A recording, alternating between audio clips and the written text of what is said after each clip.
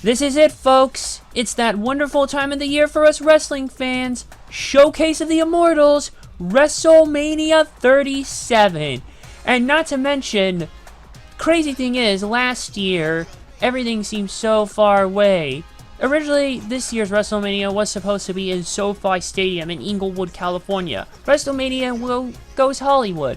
However, the fucking, the pandemic basically put the kibosh in that, and now we're back in Raymond James Stadium in Tampa as a sorry for the world going to hell last year.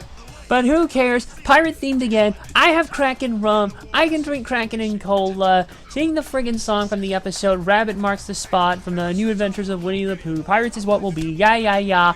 Oh, yes, yes, yes. It's gonna be fun. And the first WrestleMania to actually be streamed on Peacock here in the US, while the rest of you overseas can still watch on the network. Still, this is kind of a long show, so we've got 14 fucking matches that's spread across 2 nights. And about half of those don't even have fucking descriptions on Wikipedia, so we may have to speedrun some of them. We'll just see when we get to them. I'm CoffeeLover239, and with me as always is Orange Cassidy's personal hype man, Heathy. Hey guys, looks like we're gonna run the gauntlet. Got a big card coming up. Oh, we sure do, my man. We sure do. And of course, with us as always is our resident John Moxley stan, Steven. I hope everyone enjoyed NXT TakeOver last night. Yeah. And we also have another special guest with us, actually. Current alias, Rose. Hello. Welcome. Yeah, welcome. Good to have you, my dude. And without further ado, let's get it on. Let's go. First up on the card is Sasha Banks versus Bianca Belair for the SmackDown Women's Championship. We're going to start with the first match that's listed here as the order as we normally do on Wikipedia, starting with Night 1, and we'll work our way to the last match of Night 2. We have quite a lot to get through, folks, so get yourself a bottle of water and some beef jerky, and let's go. So, at the Royal Rumble, SmackDown's Bianca Belair won the Women's Royal Rumble match to earn herself a Women's World Championship match of her choice at WrestleMania 37. And of course, I, along with many other people, called it. Belair discussed facing the 3 brands champions over the next few weeks. Yeah, 3, as if he wanted to go for the NXT Women's Championship, like what happened last year, but yeah. But she had primarily gotten involved in segments with the SmackDown Women's Champion, Sasha Banks. Although Banks complimented Belair, she claimed that Belair was not the best, as she did not have the SmackDown Women's Championship, playing off Belair's EST gimmick. And on the February 26th episode of SmackDown, Belair decided she would challenge Banks for the SmackDown Women's Championship at WrestleMania 37. Now, it seems like the build-up sounds simple, and you would be able to build off of that. Unfortunately, there have been too many shenanigans, them teaming up, and that can they coexist together against the Women's Tag Team Champions, who, quite frankly, those belts should not even exist. Actually, they should be in NXT right now instead of the NXT Women's Championship, but we have enough to get through, and if I get on any tangents, we may be here longer than we need to be. So, yeah, and Reginald in the mix as well, and just, I don't know. The match is going to deliver, no doubt about it. I just wish the build-up was honestly a bit better, that they just built off it more, actually. Cut some killer promos, maybe to have some segments, I don't know. Whatever. Heathy, who do you think's going to win? First of all, I think this is a great match to main event Night 1. Of course, Bianca Belair, the Rumble winner, the 2 first African-American women to fight for a title, which is insane to think about. But I think it's going to win. I don't know. I think Bayley may make an appearance. Who knows? I mean, she's not even on the card, which is kind of weird. To do a Ding Dong Hello segment and possibly bring back Becky Lynch. Perhaps that will be interesting. I'm also thinking about interference, but either way, I think this is a night of change, of passing the torch, and I think it begins with Bianca Belair defeating Sasha Banks to become the new SmackDown Women's Champion. Interesting. I do want to comment on that interference thing, though. I don't really think that would be the case, given that Bayley hasn't been involved in much of the story. Hell, if anything, they haven't really booked her in much of the build-up at all for Mania, basically, and that's kind of a shame in itself, but, what are you gonna do? Steven, who do you think is gonna win? Wait, who did he pick? He picked Belair. Okay. The both great. Sasha Banks. I don't want Sasha to lose that title, but Bianca, she won the Rumble, and Royal Rumble wins. It's been a while since a Rumble Winner actually won. Well, I don't know. Last year, both of them technically did. Both of the winners The last did. time we had a fail Mania when the Royal is when Shinsuke did it. I feel like I think Shinsuke was the That was last in 2018. Both Shinsuke and Asuka. Unfortunately, yeah. I like Sasha Banks, but this is hard. Bianca. All right. Rose, who do you think is gonna win?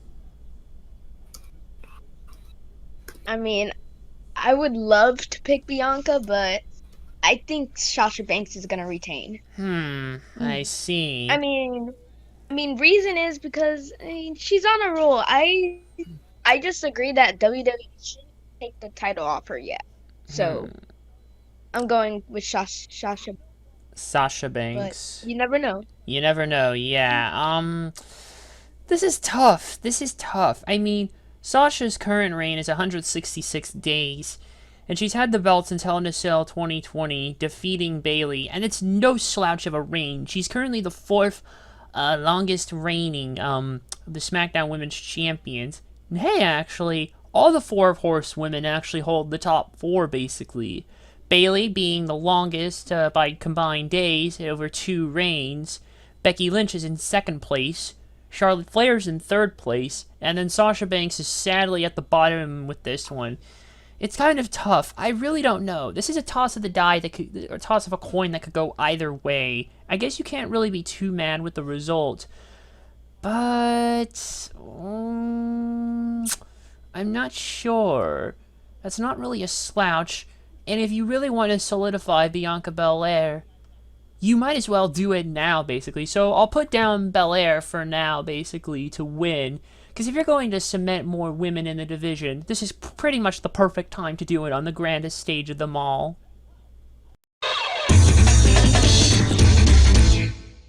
And next on the table is Bobby Lashley versus Drew McIntyre for the WWE Championship. So, at Elimination Chamber, Drew McIntyre won the Raw Women's Champion. I mean, what the fuck? What am I saying? Sorry, okay, just someone is background noise in here. I thought I heard myself. Okay, let me try this here. I heard of it too. Yeah, well, it's fine, man. Okay, so at Elimination Chamber, Drew McIntyre won the Raw Elimination Chamber match to retain his WWE Championship. But after the match, he was attacked by Bobby Lashley. Thus, Miz cashed in the MITB and won the title. As part of an agreement Miz made with Lashley's Hurt Business manager, MVP, Miz was scheduled to defend the championship against Lashley, who defeated Miz in a lumberjack match to win the title on the March 1st episode of Raw. Ooh, excuse me. And on the March 15th episode, Lashley claimed that he destroyed McIntyre at Elimination Chamber and would do it again at WrestleMania 37, confirming that Lashley would defend the title against McIntyre at the event. He came out and congratulated Lashley on becoming champion, noting how they both had a long road to winning the WWE Championship, 16 for Lashley and 17 years for Drew. However, McIntyre mocked Lashley as McIntyre first won the championship at Mania 36 by defeating Brock Lesnar, in front of no fans, might I add. Whereas Lashley won the championship by making an underhanded deal and defeating The Miz on an episode of Raw. McIntyre then declared he would win back the championship at WrestleMania. The following week, McIntyre defeated the Hurt Business's Cedric Alexander and Shelton Benjamin in a handicap match, barring Alexander and Benjamin from ringside during the WWE Championship match at WrestleMania, but none of that fucking matters now because the Hurt Business is sadly no more, but that's another topic for another time. I don't know, this is a tough one here. I mean, you put McIntyre through the fucking ringer and you don't even wait till WrestleMania to crown the Almighty. That's really what should have happened. Unfortunately, and you should have not even did that fucking thing. Here's what they shouldn't have done. They shouldn't have fucking gave The Miz the stupid MITB thing back, basically. Because it's not like fucking Morrison cashed in with no intent, basically, for The Miz to win. They knew damn well what they were doing at TLC 2020. Needless to say, that shit shouldn't have fucking happened. That should have been that. Write down Miz as a failed MITV. Oh well, you completely kiboshed everything from when you put the belt on Otis like about a year ago or so, and look what happened there. What are you gonna do? What are you gonna do, though? And now look. This is complicated. Now, many people have wanted Bobby Lashley to be the WWE champion for some time, and they got their wish. The thing is, though, this is kind of a conflicting. It's possible that they want to actually redo the McIntyre thing in front of fans, no less, because you know what happened last year. Everything got fucked. But in a weird way, you have to wonder how in the hell would it even go. I'm not even really sure, to be honest. And Bobby Lashley has only had it for 39 days. Let's be upfront. Went from transitional to not really transitional to transitional, and another one back to Drew. It kind of is undercutting some of the lineage of the belt. I'm not really going to lie about that. Because Drew, Randy was a transitional. Well, okay, Randy was a transitional champion, basically. Then they shouldn't have fucking did it in the first place. They wanted another shock moment, but then they realized, uh-oh, we can't have heel versus heel at Survivor Series, because we can't do face versus face unless we actually try it, but we damn sure can't do heel v heel, so they switched it back before Survivor Series, again, as has been the tradition almost for the past 2-ish years or so, if you give or take. We had heel Brock versus heel Brian. Technically, that was well, I don't know if you would really call Brock. Well, I don't know if you want to call him the heel, Brock the heel in that case. O'Brien was in full-blown heel mode. But it's complicated. I would say Brock was the de facto face, even though the character wasn't portraying it. I don't know. I'm not sure how this could go. Healy, who do you think's gonna win? Well, I mean, to adjust that, I think Lesnar's just a heel in real life, but, you know, whatever. Yeah, Brock does what he wants. Yeah, here's the thing. I'm not too sure about how this experiment of Bobby Lashley as champ has gone. I feel like it still has some breathing time, still has some legs in it. But I know how much WWE want to give McIntyre that moment in front of the crowd, winning the WWE title for the first time. So either way, I'm fine with it either way, but I think they'd be a bit, not dumb, but, you know, it'll be better for them, it'll behoove them to have that first match be McIntyre and Lashley. Much like when they did with Rollins and Lesnar at 35, yeah. You know, have that big moment to kick off the show, get the crowd pumped up, because, you know, it's the first show with like thousands upon thousands of people left. Like, and that's the closer idea. we got to this, the closer we got to this was AEW with like 1,000 or 2,000 at Daily's place, but this like 25,000, and it's going to be cardboard cut out, so it's going to feel like it's near enough full. So they want to give him that moment there. McIntyre, I love him. I love him as champion. It did get a little bit stale, but I feel like they can do a few different things now. They've pushed a few different guys up the card. So yeah, you know what? I think I'm gonna be a bit confident, and I hope WWE are on Saturday. And I'm gonna say McIntyre beats Lashley to become champ. Interesting. And yeah, the idea is basically that they want to have him like be the first entrance that you hear, basically, to get the fans pumped up. But there is something I need to address about that, but I'll let the other guys speak before I give my thoughts. Steven, who do you think's gonna win? Can I just say two things? One, thank you for breaking up Retribution. Everyone that's listening, thank you for breaking up Retribution. Two, I'm not thankful you breaking up one of the greatest factions right now in Monday Night Raw, and that's the Hurt Business. They were doing great. I just wanted the Hurt Business to be out. I know. To be honest, this is what I was going to point out. I want Lashley to win because I thought maybe, perfect idea to bring Cedric and, Shelton and MVP, celebrating. And, I like Lashley. He was a good U.S. champion for a while, to be honest. He dominated as U.S. champion. So I think, I know McIntyre did beat Lashley sometime last year. I remember that pay-per-view very well. Not a great pay-per-view, but, but I like Drew. I just didn't like his reign as champion last year.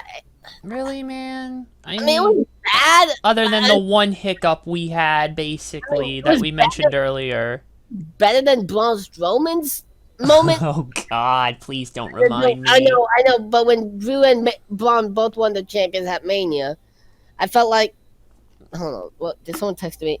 Oh, it was just a voicemail. Oh, let's tell him off. Okay, never mind. But yeah, I felt like Drew's had a good reign, just wasn't the best of the champion. You know, one of the best of the champion reign that I feel like in the recent years we had was Daniel Bryan, the new Daniel Bryan. Oh, evil heel Daniel Bryan. Yeah, All but I right. feel like Lashley can bring back that. I don't know. Feel like You want Lashley to retain. yes. All right, I see why. I see why. Rose, who do you think's gonna win? I mean, I want Drew McIntyre to win, but I agree with you. I really thought that they should have had Bobby Lashley win at WrestleMania, but I want him to retain for a little while. I hear ya. I hear ya. Okay, here's the thing I wanted to mention in regards also with the breaking up of the Hurt Business. The thing is, it basically was kind of a kibosh because the group was fucking over as hell on Raw. And what did Vince do? He basically kiboshed it. In fact, when MVP and Lashley went to Vince, I can confirm for a fact that it was Vince himself who dug his heels in and even doubled down on it further. Now, why do I bring this up, you ask? Because, well, we know the crowds at WrestleMania can bring out the more closely tied fans, the fans who really keep an eye on things. And because of this, I don't think they're going to be too happy in regards, and they possibly still want the Lashley MVP thing to keep going. So in a way, splitting up the Hurt Business could also backfire in their face. It's a double-edged sword. You want to give Drew that feel-good moment, but on the other hand, you're not sure how the crowd is going to react because you kiboshed one of the only good factions you had on Raw in recent memory. I don't know, genuinely. Like, I'm literally just dumbfounded. Ugh, fuck me. And Lashley's only had the belt for 39 days, approximately. So what do? Do you really want him to be another transitional champion? Oh, I don't fucking know. I don't know. I wouldn't, you know what? I wouldn't put it past the company to take the title off Lashley like that and put it back on Drew. It's kind of a kibosh because you don't really have anybody to go up against either, basically, in any event. So I'm just going to put down Drew for now because I don't know. I genuinely don't. It's really a toss of a coin again. And next on the chopping block is Bad Bunny and Damian Priest versus The Miz and John Morrison. Oh yeah, Mania's gonna have some fucking celebrity involvement, as you had done in the past, but because we don't have the likes of, say, Mr. T and Cyndi Lauper like we did in the 80s, we're stuck with Bad Bunny and Logan Paul. Ho ho ho, we'll get to him. But for now, let's focus on the Rabbit and the Priest against Miz and Morrison. If I could just find it here. Hey. Don't you start. Now, where is it? It's in here somewhere. And here it is. At Royal Rumble, Miz attempted to persuade rapper Bad Bunny, who had performed his song Booker T at the event, for whatever reason, because, even though there's no fans in the attendance, and some of the people who were with us that night, my soon-to-be girlfriend at the time as well also was not big on this as well, and I said, mediocrity in the form of music at its finest, but, I don't know. So, where was I? Oh yeah, so, okay, actually, let me get the list. Okay, and just get this position. Sorry, folks, I got a thing I'm gonna do here. It could just... I need a new mouse. This mouse is failing me. Okay, so let's see. Miz attempted to persuade rapper Bad Bunny, who performed his song Booker T at the end in the deal, to become a WWE superstar under his tutelage. However, the Bunny, from AEW, rejected the offer. Later during the Royal Rumble match, as Miz made his exit, he destroyed Angel's DJ equipment. An irate Hop Salot came out and distracted Miz, allowing Damian Priest to eliminate him. The following night on Raw, Rita Rabbit was a guest on Miz TV. Miz apologized for his actions, and Peter Rabbit accepted the apology, but did not apologize for his own actions. Bugs Bunny then stated that one of his dreams was to become a WWE wrestler, which Miz again claimed he could help him out with, but was again rejected. Roger Rabbit then stated the only reason he was there was for his friend Priest, who made his Raw debut and defeated Miz in a match. Over the next few weeks, Miz and Morrison continued to constantly taunt Rabbit, Winnie the Pooh, God damn it. And on the March 23rd episode of Raw, Miz challenged Thumper to a match at WrestleMania 37. Following Miz's match, the White Rabbit from Alice in Wonderland was attacked Miz and accepted. However, Miz and Morrison vandalized Buster Bunny's white US $3 million Bugatti with red paint and double-teamed him on the April 5th episode. The stipulation of the match was changed as Priest and Briar Rabbit challenged Miz and Morrison to a tag team match that Miz and Morrison accepted. And yes, I just listed a whole bunch of Rabbit characters from popular media, basically. Or maybe not so popular, depending on who you are. And the only one that I couldn't fit in there was Max from Sam and Max. Go figure. But hey, I checked almost all the box marks. Now,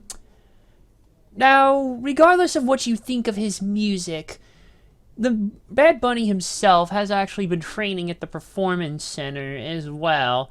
And the dude is a legit fan of the business. So in a way, I kind of envy him because he gets to live out his dream partially in a way as well. And in a way, debut on the grandest stage of them all. There's probably no really better way to make a splash. And I'll reserve all judgment for his in-ring stuff until we actually see his match tomorrow. And the good thing is that it is a tag match, basically, so he can be carried, he doesn't have to do much. We can leave the major action to Priest, Miz, and Morrison, and then what'll happen is Damian Priest will hit his finisher, Reckoning, or did they change it? I don't fucking remember. I mean, Retribution's gone, so they can start calling it the Reckoning again.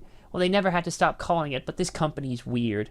Anyway, so, yeah, he'll hit his finisher, you'll give Bad Bunny the hot tag, and then what will happen, basically, is that he'll hit his finisher, and then basically pin whoever, probably Miz, more than likely, and yeah, that's probably what's gonna happen. And if they can carry him, this might not actually be too bad of a match. Heathie, who do you think's gonna win? A lot of ignorance from the fans coming towards this matchup, oh, I've never heard of Bad Bunny, so he must not be relevant. But here's the thing. It doesn't even matter if he's relevant. The thing is, every day since the Rumble, he's been busting his ass in the Performance Center. And as you can tell from Raw last week, he can cut a half-decent promo compared to some of the other people. Yeah, so, you can say he's a bad artist or whatever, but this guy is taking it seriously. And you can't knock him for that. If this was just a normal match, you'd have to go, sanity states that the Miz would be Bad Bunny, but the tag team match, I think that allows for Morrison to take the pin off Bad Bunny or Priest or whoever or whatever. Yeah, I mean, he was a former champ a month ago. I know he's transitional, but But not really. Even then, his stock is still. Ugh. Yeah, well, it will take some time to rebuild, and I guess this is not part of the rebuilding process. Cause you do not lose to a multi-platinum recording artist, even no matter how popular they are. You're not a wrestler, but yeah. But even so, Bad Bunny, good to see him actually putting the work in, and I'm sure he'll impress a lot at Mania. So I'm gonna go with Priest and the Easter Bunny to win. I mean, Bad Bunny. Good one, and you're doing it for me. I think I got y'all going with all that there, but I had to do it. Steven, who do you think's gonna win? Why do I feel like they're making Miz look like a jobber? He's been booked bad to hell since he lost to Shane McMahon 2 years ago. If I can just interject, yes, I think Mizler, along with Ziggler, are the type of guy that WWE can put anywhere along the card. They can lose as many as they want, and it will not lose their credibility because he's, that much of a WWE lifer. You got that right. Is it Miz like the longest? IC champion? Maybe. Yeah. I don't remember. They're making him like a joke right now at this point. Well, he's been a joke, like I said, since he lost to the product of Vince's semen at WrestleMania 35. He's worse than Dolph Ziggler at this point. Oh God. What the hell is Ziggler even been? Oh yeah, that's right, I forgot. Sorry folks, I forget the tag team division. But who do you think's gonna win, Steven? The Bad Bunny and Damian. I hear ya. And Rose, who do you think's gonna win?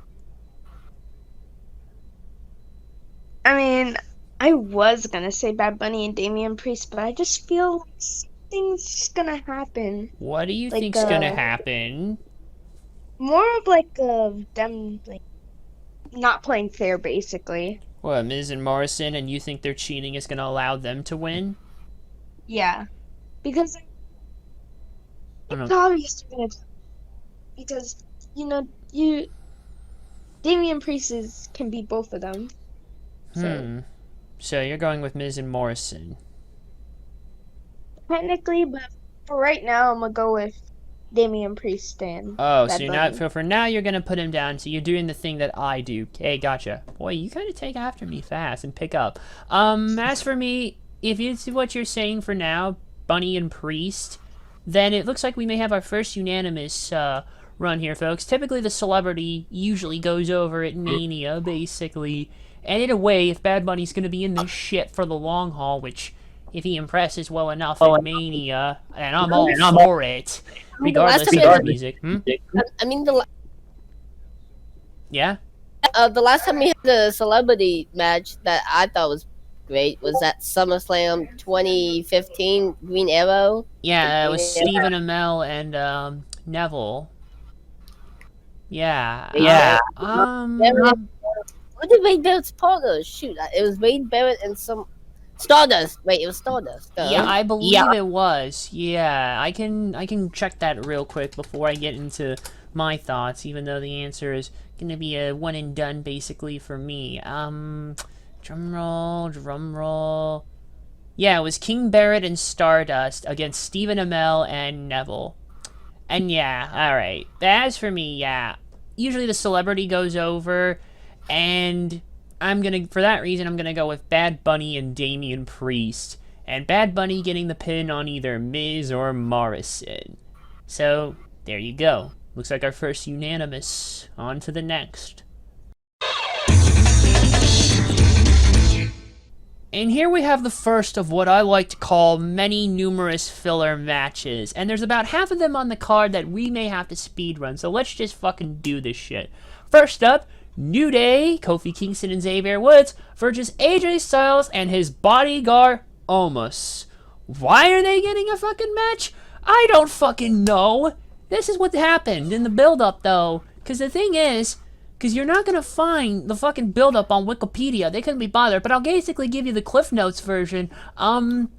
What happened was the Hurt Business were the fucking tag team champs on Raw. And then New Day had to basically beat them for no goddamn real reason. Let's be honest. Oh, I know why. Because we can't do heel v heel. Because as I stated, they can't do face v face unless they actually try. And they damn sure can't do heel v heel. So a Hurt Business versus AJ Styles and Omos might have been...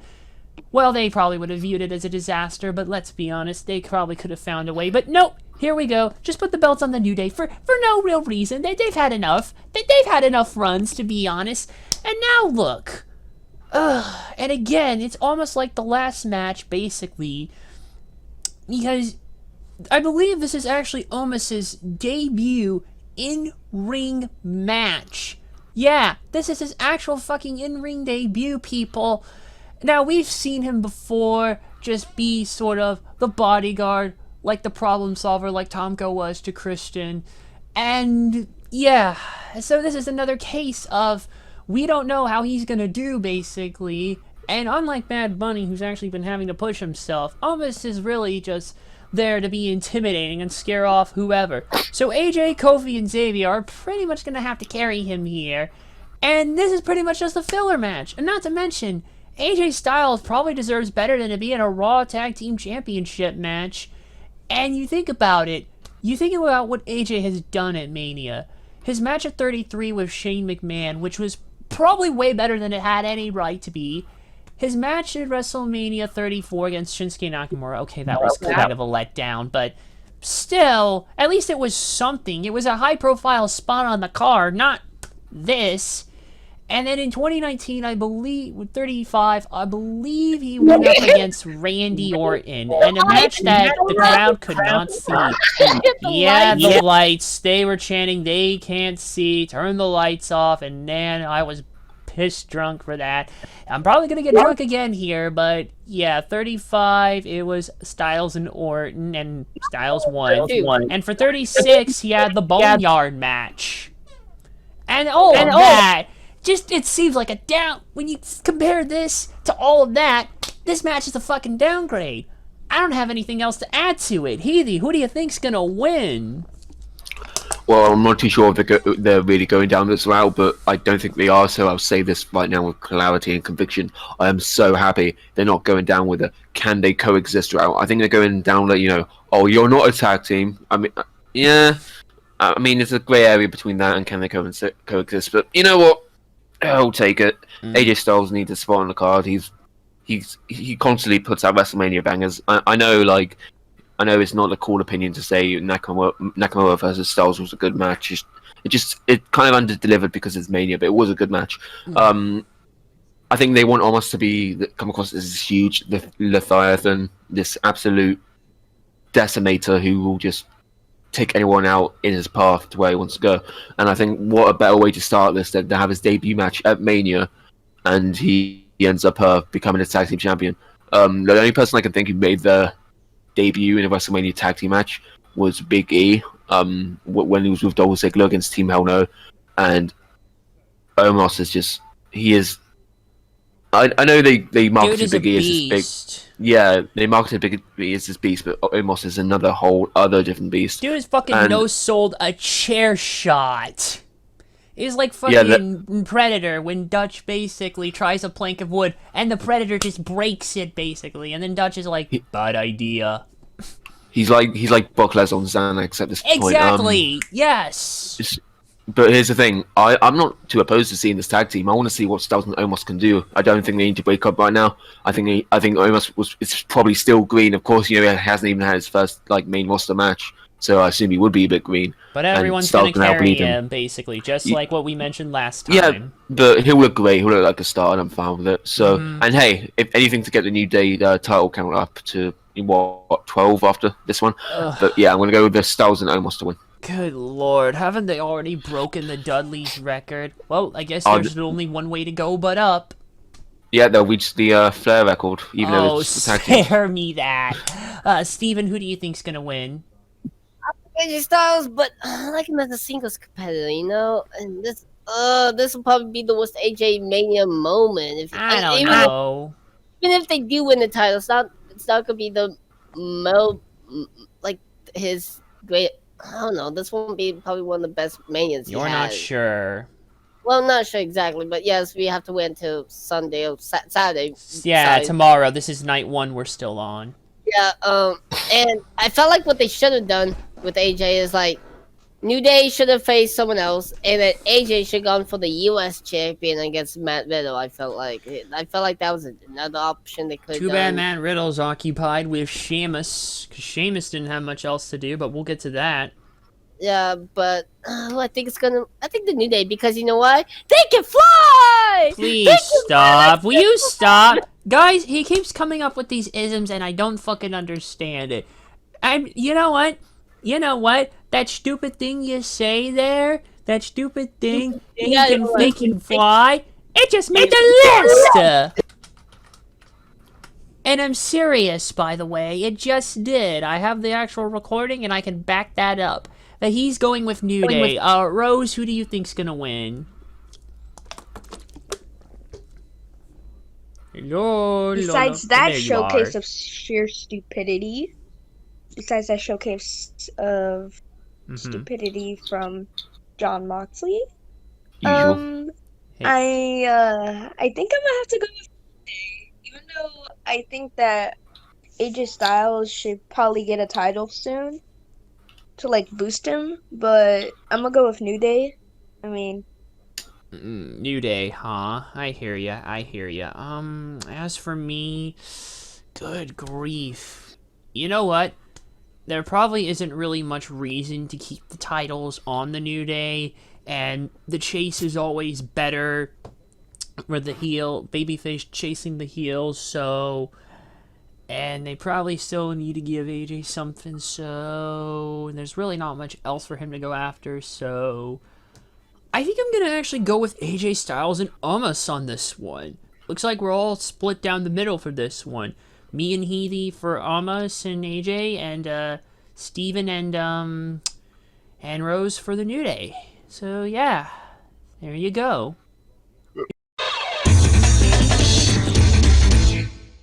And next on the card, we have Braun Strowman. Wee-hee-hee! Yee-hoo!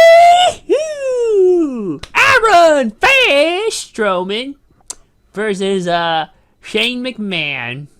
Yeah, Shane McMahon finally has a match on Mania after not having one last year in a steel cage match. Ooh, fuck me. Okay, we actually have some background, unfortunately.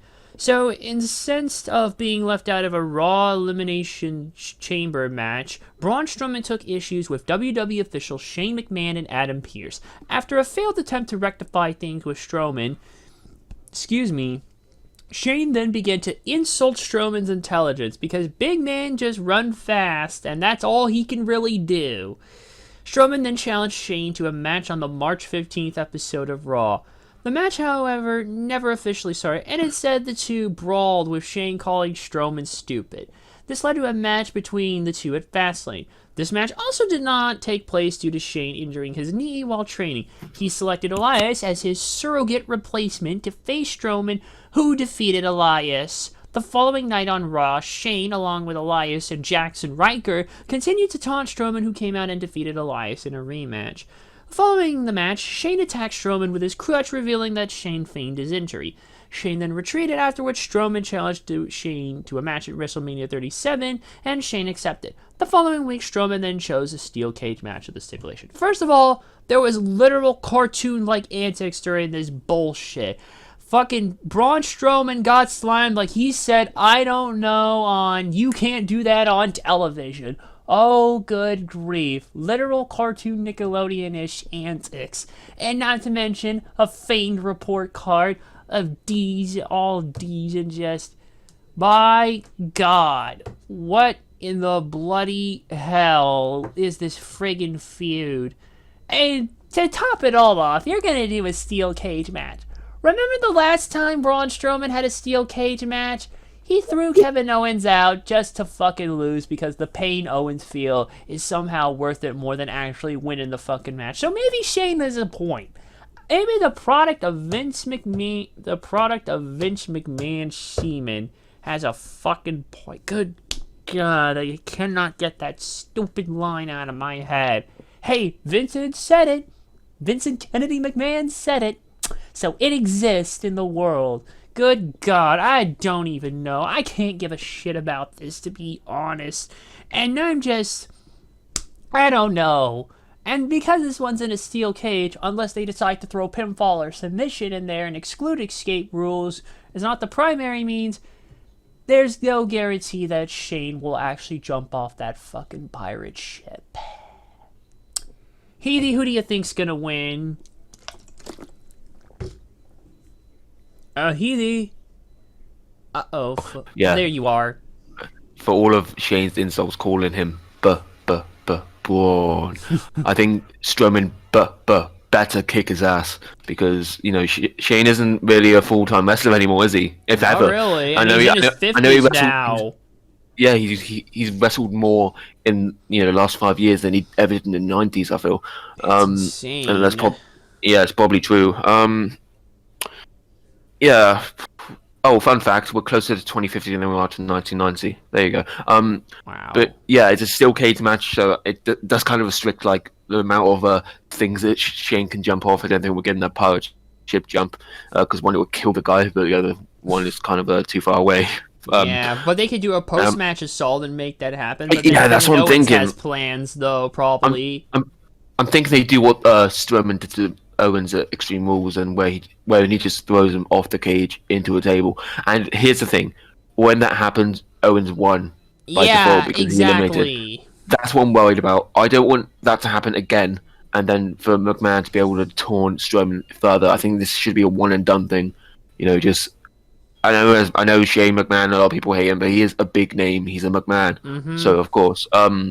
Yeah, I hope that Strowman gets the clean dub in the middle of the ring, and then he does the Does the throw extravagant. off? We have an Yeah, extreme moment. I don't want that to be the reason why Strowman loses. Then it kind of just proves Shane's point, and Yeah, Strowman and is a not to bit of a dummy.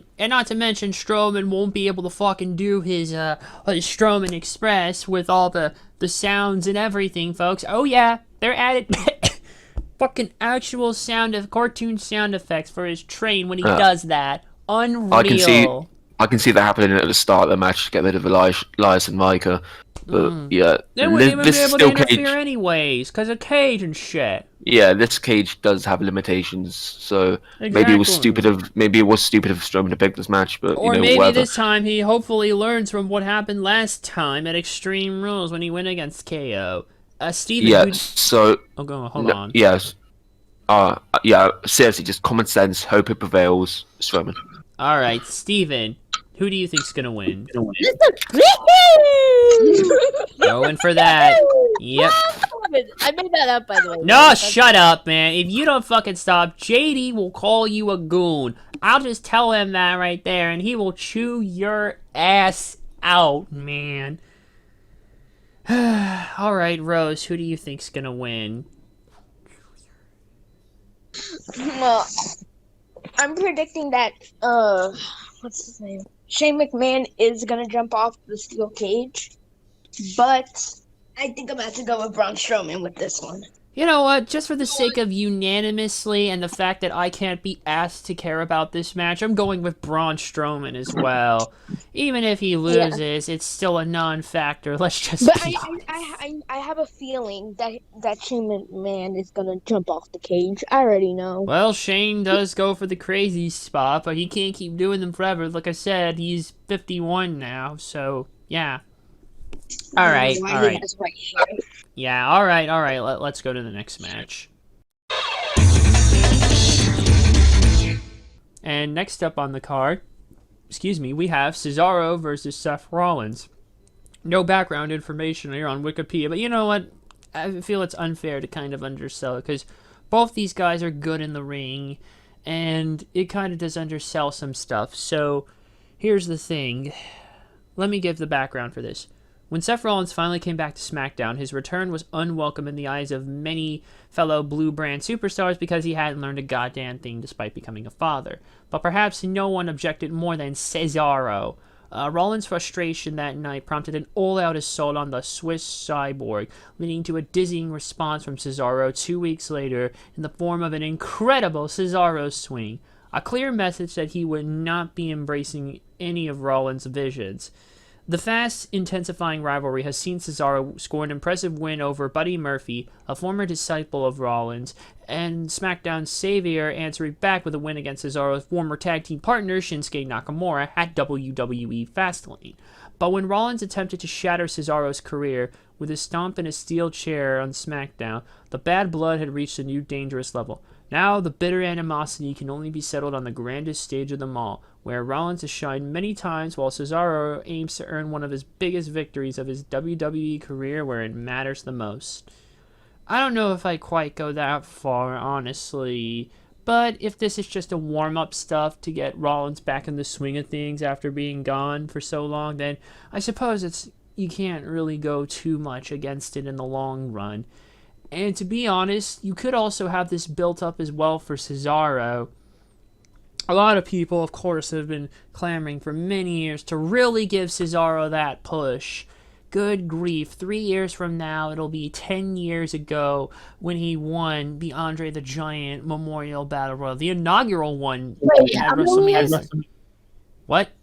How many years? It'll be in about 3 years, it'll be 10 years ago. Right now it's 2021. 2024 will be the 10-year anniversary of when he won that Battle Royal. And yet not much has happened with him in that time. He's always been stuck more in the tag scene, but you really feel like he could be a solid asset in the upper mid-card. Maybe even a main event player, which many people badly want. Because the dude does have friggin' personality, but you know how they do things. They don't let them really show it all that much. And for that could actually be nice, you know? U.S. champion, but that's all. Yep, and that was all the way back almost 10 years ago. Wow, where did all that time go? Heathy, my man, who do you think's gonna win? Okay, two things. First of all, you cannot say Rollins needs to get back into the swing of things because that will not help him out in the long run. Oops. Second of all, as Steven so eloquently put it earlier, yeah. I'm happy to see Cesaro in a singles match at Mania. It's been a long time coming. I'm surprised he hasn't had one yet. You know what? This match will just be a work rate match. You know, it'll be like the Rollins Orton of Mania 31. It'll be a good match. Right. Maybe the best on the card. What I'm hoping for is 100 swings. I know Cesaro kind of did it in Chikara, but they kind of the crowd kind of miscounted and it got like 85 swings, which is good, but it's not 100 swings. Wow. I want a counter on the screen. I want Michael Cole counting to 100 with each swing. And then I want Rollins to throw up on his own body. God! You know how people love the King Vomit. Well, people love the King Vomit, so oh God! Yeah, it'll be good. It'll be good ode to the WrestleMania host Titus O'Neil who threw up on Thanksgiving. So yeah, so I want Rollins to throw up and Cesaro to win. I don't know, but I wouldn't be surprised because Vince is he lives for that type of humor, you know. Steven, who do you think's gonna win? He cashed his money in the bank. He beat the Kingslayer. He beat the Beast Slayer. He won the Intercontinental Champion. He lost to Kevin Owens, but in a brutal match, of course. Mm-hmm. Ooh, Seth has done so much at Mania. He's like a Mania main eventer. He's like the new Undertaker main event. You know? Okay, well, I'm gonna go that far now. I'd say Shawn Michaels, Mr. WrestleMania. Yeah, there you go. And you know, Cesaro, Andre the Giant passed away, but that's basically it. I mean, he's had tag team runs, of course, the Bar and with Shinsuke. Yeah, I know, but that's not really Mania moments, but yeah. Other than when he lost to a 10-year-old boy at Mania 34. Yeah, I remember that. Nicholas, the youngest tag team champion. Son of referee John Cone. I'll just say, I mean, if you really want to push Cesaro, you can. But Seth, man, I like Seth Rollins. Ooh, I'm gonna go with Seth. Ooh, breaking from it. Because he can fly. Please stop. It's already on the list. Okay, Rose, who do you think's gonna win? Hello? Yeah, I'm here. Yeah, we can hear you. Yeah, we do. Okay, so my pick it's obvious that it's gonna be Seth Rollins. I mean, out of two, even though Cesaro's brutal and all that stuff, he has power. I think Seth Rollins is gonna come out of this one as the winner. Interesting. Why don't we go for another 2 for 2 on this one like we did earlier? I'm actually gonna go with Cesaro as well. I think giving him a big singles win at Mania against Rollins would be nice. It's kind of tough because Seth Rollins is back, like I said, back in the fray of things. Don't really want to use swing because, oops, you forgot he got swing tag. I didn't even realize when I said that. But yeah, I do think if you really want to do it, this could be a good opportunity. Plus, I'm not exactly sure where you could suit Seth Rollins into wherever, basically, at this point. You damn sure ain't putting him in that main event title picture anytime soon. I don't see it. That would be so sudden. IC title. No, wait. Yeah, IC title's on SmackDown. It's US title, that's on Raw. I don't really know about that. I really don't know. You could actually do that. You could do that, I suppose, depending on if Big E retains, but we'll get to that when we get to that. And there really isn't much else, so I'm actually gonna go with Cesaro on this one. Yeah, give him a big fucking win, damn it. Dude deserves it.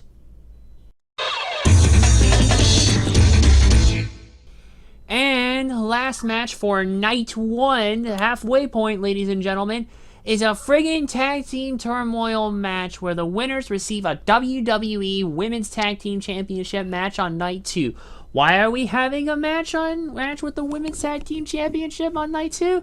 I don't know why. There's no fucking point. There's no story in any of this whatsoever. All we have is we have Ruby Riott and Liv Morgan, the Riot Squad, the only legitimate fucking team, and 3 hacked-ass together teams. Like, you remember that sketch, basically, in the AVGN episode of Rob the Robot, when he literally basically takes 2 NES controllers, cuts them in half, and half-assed wires them together so he could play Gyromite with 1 controller and not have to use Rob the Robot. That's basically what WWE does with all their fucking tag teams, basically. So a lot of their tag teams these days, because you got Lana and Naomi versus Dana Brooke and Mandy Rose, aka Catering and Catering 2, or 1.5, was it that JD called? I don't know. Again, versus the Riot Squad, Liv Morgan, Ruby Riott versus Natalya and Tamina. I don't give a damn, quite frankly, because WWE has booked their women's tag team division like crap, basically, and you cannot be bothered to give a damn about any of these teams because you don't know who's gonna fucking win, and I don't give a damn! I don't know. I don't know. Heathy, help me out. Something? Hold on. Yeah, what? So basically, this match is like eating sauerkraut. I've never tried it, so I can't go that far. Now, Healy, help me out here. I mean, I've got 2 teams in mind. If Billy Kay and Carmella, I'm pretty sure they're either in the match or they will be announced. Grief. I don't know. Shit, Riot Squad seems like a legitimate tag team. They're the Everyone's only pining for legitimate Lana tag and Naomi. team.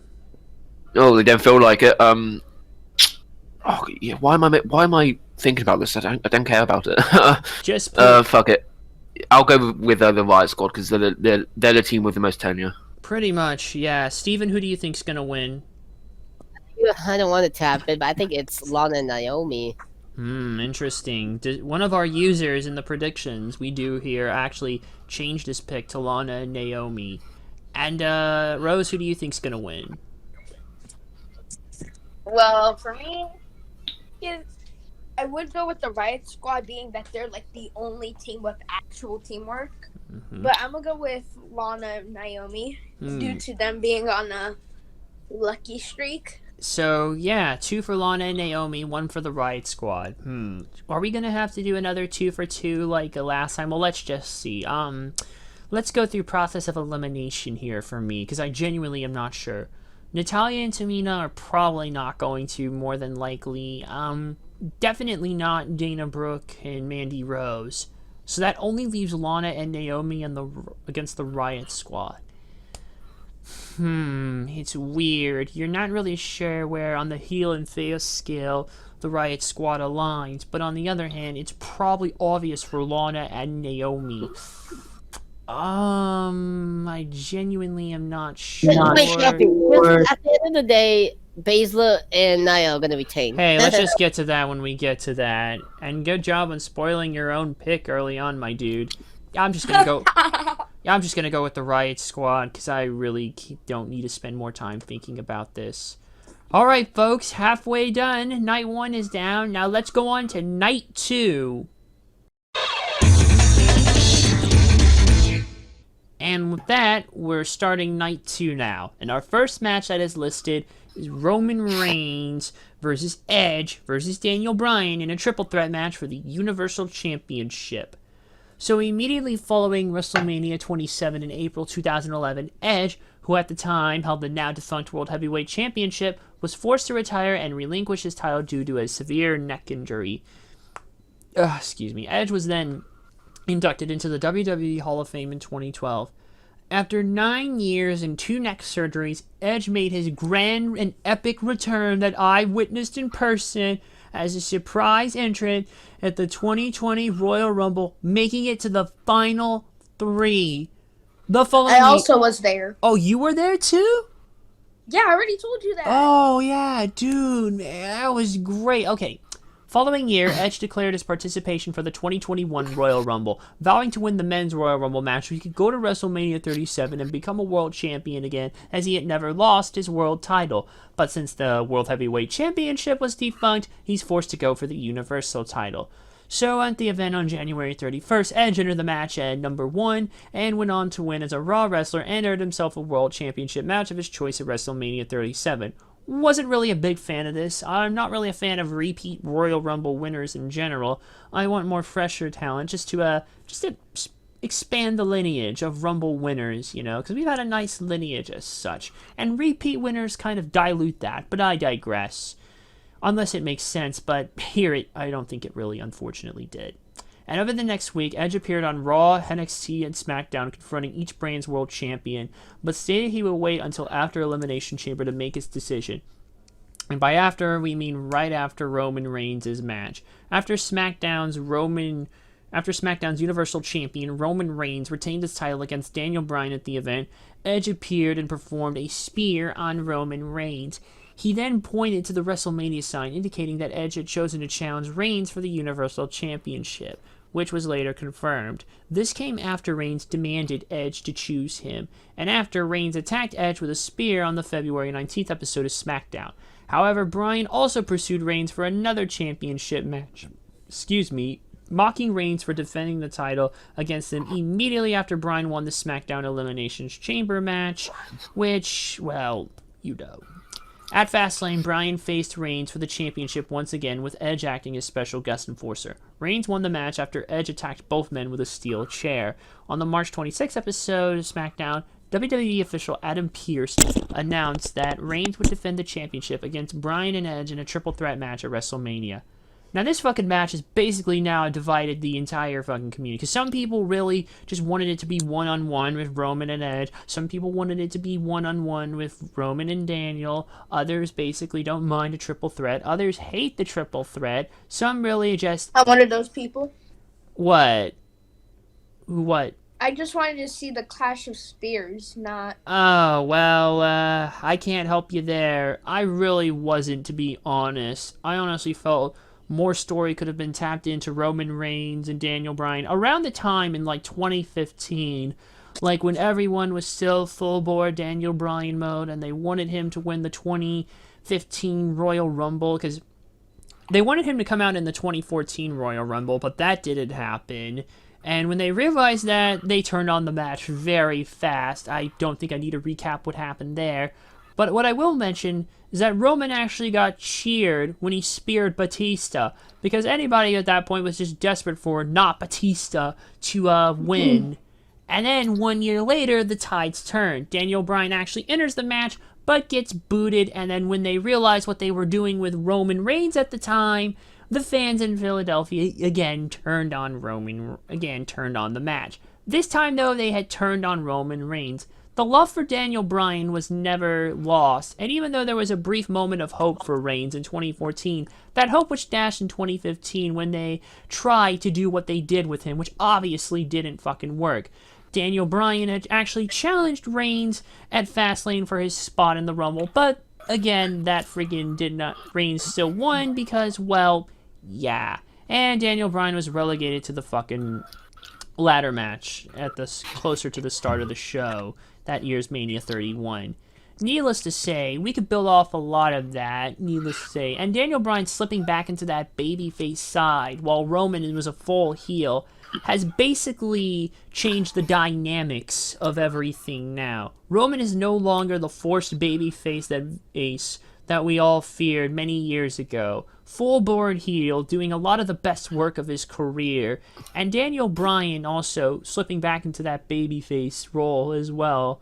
But, I mean, he had a short heel stint as the new Daniel Bryan, evil heel vegan, environmentalist and all, but yeah, I feel there was just more to tap into. And if what I explained here does not friggin' get you intrigued in any way, shape, or form, then I kind of question what you're thinking, honestly. Because spear versus spear just does not have a lot. We know they tried to do that last year, but Roman pulled out true. before everything went to hell. So basically, Goldberg just lost to Strowman Express. But now with a triple threat, you kind of get the best of both in a way. You get basically that, and not to mention, you could allow Daniel Bryan to eat the pin, basically.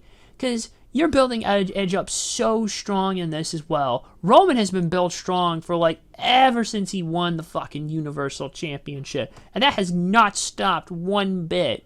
So yeah, I guess this was kind of inevitable in a weird way, but it could have probably been handled better in some regards, though regardless, this should definitely be a match to keep an eye out for. My only question is I'm trying to figure out, this is kind of the second time we've seen this, and the second time we saw with Daniel Bryan. Of course, back in 2004, we know what happened there. Benoit won the Royal Rumble. The World Heavyweight Championship, last man standing match, ended in a double countout, so Triple H retained. And then Shawn Michaels puts himself into the match here because of unfinished business and that double countout and all. And yeah. What about WrestleMania 30? Oh, I was just about to mention that, actually.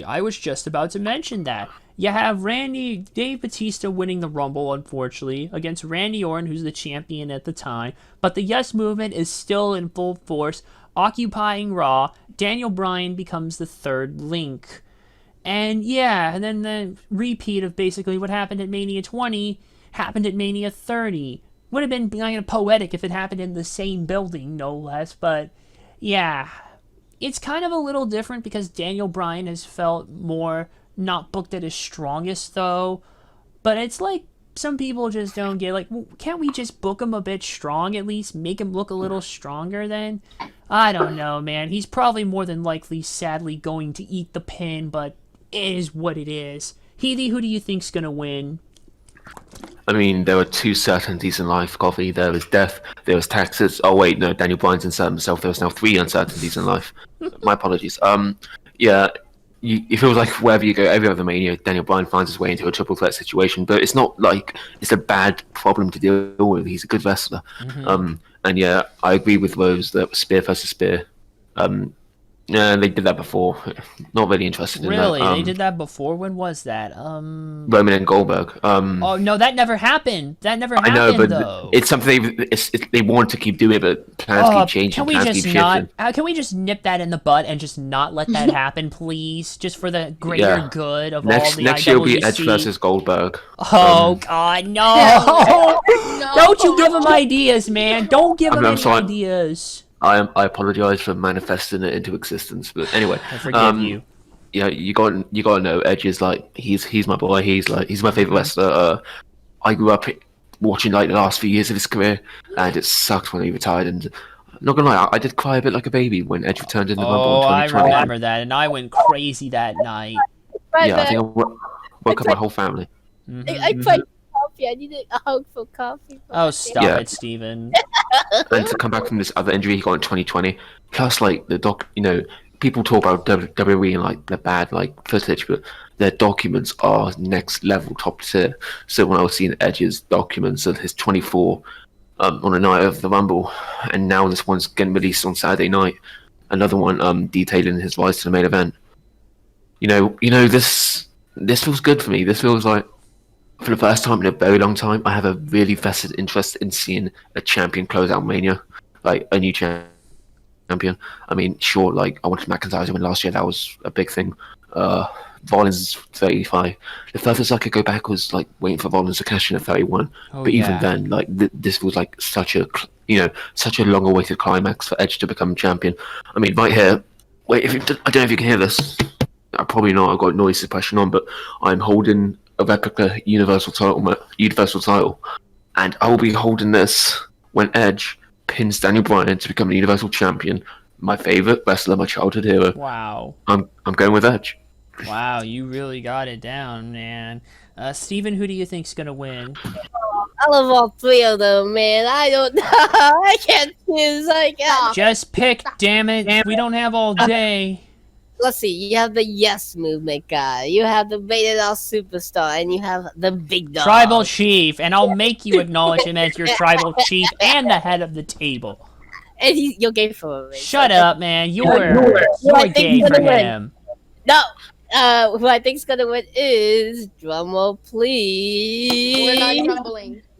The Rated R Superstar Edge. All right, Rose, who do you think's gonna win? Okay, so based on information, I mean, Daniel Bryan won a triple threat in WrestleMania 30, which is also referring to WrestleMania 22 when Rey Mysterio won that triple threat.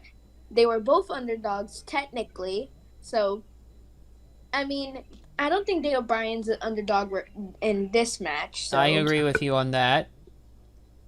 I think Daniel Bryan may come out of it, but I'm going to have to go with Roman Reigns considering that Jey Uso may be there. Ooh. Or acknowledge him as of the table. Okay. Oh yeah. Okay. This is tough. Again, like I said, the only thing I know for certain is that Daniel Bryan is going to eat the pinfall one way or another. And there's no getting around that too. Now, before, if this was just a one-on-one match, you'd have more trouble convincing me that Roman could take a fall. But now that it is, he doesn't have to get pinned actually to lose. So the dynamic has changed. So if possible, he could take a loss in a way, but Actually, not have to get pinned. I just realized something. What? It's a triple threat, so there's no disqualification. Exactly. So there's Of probably course going to Jey be Uso's some gonna be interference. Maybe even Jimmy if he's cleared somehow. Has Roman ever lost a WrestleMania? Has I don't what? think Roman Reigns has never lose a Wrestlemania. No, No, he lost to 34, remember? Yeah. He that's lost like- at WrestleMania in Levi's Stadium. That's why he lost to WrestleMania. He lost at 31 because of the And cash. 34. Yeah, he won at 32 at least, but he lost at 34, and he won at 35. And He's like 5-2 or 6-2. his record's actually a little bit. His record is like 3 or is it 4? Because let's see, 31. Because 31. No, 29, 30, He went 32. against Brock 33, Lesnar and Seth Rollins. 35. Then he went Okay, against yeah, the there's It's more. 5-2. Then 5 he and 2. went Oh, against okay, I the- hear ya. Because yeah, Oh those yeah, two- and then he went against Brock Lesnar again in the one at New Orleans. that was Lost. 34, and that was dreadful. Everyone thought he would win, but they just okay. Where looking, was 33 again? 33 was in 2017. Florida. 33 was in Florida, right? Orlando, I believe. The Undertaker. Yeah, Yeah, okay, he let's did- get back on track here, guys. If I had to try and pick, I feel like they've been building up for Edge to just go back into the title picture here and win. Normally, I would be heavily against it because Roman wouldn't be taking a fall, not really be able to take a fall without some shenanigans. But because this is a triple threat, Roman does not have to get pinned to lose his title. And because of that, I'm going to go with Edge, who's probably going to more than likely pin Daniel Bryan when all is said and done. And next up, we have another filler match, people. Raw Women's Championship action. Asuka versus Rhea Ripley for the Raw Women's Championship. So, let me sum up to you how this match came to be. Rhea debuts on Raw after not being seen at the Royal Rumble for some fucking time. Debuts with probably not much time left to go into Mania to build a meaningful match. She basically goes up to Asuka and says, I want you for your belt. I want you for your belt at Mania. And then Asuka goes, bring it on. Yeah. Oyashi. Good God. That's it. That's it. There is no build-up for this. You thought there'd actually be a substantial build-up? There I is think zero some of- hype. There's no build-up for this. Absolutely nothing. That's it. What else do you want me to say? I have nothing more to say. I don't get it. You could have actually built a genuine, meaningful match by actually having Rhea Ripley debut on the Raw after and actually rise up in the ranks, tear through the Raw Women's division, and basically Asuka takes notice and realizes, uh-oh, I'm going to have to face her at one point. And then eventually it happens. After Bianca chooses, Asuka's left without a challenger. We have a number 1 contenders match on Raw that involves Rhea Ripley. She wins. She goes to Mania. That's how it should have happened. Nope. May I add something? Go on. This whole thing for the Raw Women's Championship is some bullshit. It really And- is. It really To is. be honest, I was thinking it was going to be Asuka and Charlotte Flair, considering that they used to be the women's tag team championship. Oh champion. god, that would have been And- worse. Oh Just yeah, it was going to be worse because if you had Charlotte win everyone would start literally raging on Twitter. So Exactly, they did, and It's they would better have that just he been did a the repeat all precise over one. again of Mania 34, and we don't fucking need that. And not to mention, there was some crazy shit that happened with Charlotte, but that's not here or now, because the plan was Asuka to lose to Lacey Evans at Elimination Chamber, but and then have her face Charlotte at Mania, Lacey Evans versus Charlotte for the Raw Women's Championship at Mania. But guess what? Lacey's having another baby after already, and just that completely kiboshed everything. I'm putting more into this than we probably should. Who do you think's gonna win? No, I mean, I'm just really excited because the start of this feud, it was just, oh, I'm an Australian, you're a Japanese person, I'm a new guy, let me kill you. And then next week it was just, oh, let's put them against the tag team champs. How will they coexist? Oh, Ooh, fuck spooky. that! Fuck Spooky that! No. And then I guess a heel turn by Rhea Ripley. I don't even know about that anymore. I don't know. Yeah, I'm worried. If they don't have Rhea win, this is just a repeat of last year, and Vince can go fuck himself. Oh, to put he it bluntly. already could have for many years. Him and all his crony yes men, for that matter. Sorry, Asuka. I love you. If you could be a champion, I would have you, but I think it's got to be Ripley's time. Otherwise, Ripley is gonna get, law of diminishing returns. You can't, if Ripley's here next year, having lost this year and compete for the title again, I'm not going to care near enough at all, because we know she'll be known as a bottler. So I've got to think WWE will use common sense once again, instead of fucking it up, and I'm going to go with Ripley to win. And yeah, not to mention, basically, you're not entirely wrong, but I mean, Asuka his second reign as Raw Women's Champion. It's kind of been a bit lackluster, I'm not going to lie, basically. When was the actual last time she defended that fucking belt? It feels like it's been aeons since she's actually defended the damn thing. Beginning of January, facing Alexa Bliss. I was right when Randy when Randy okayed Alexa Bliss. It was DQ though, but I mean Okay, Raw. Oh my god.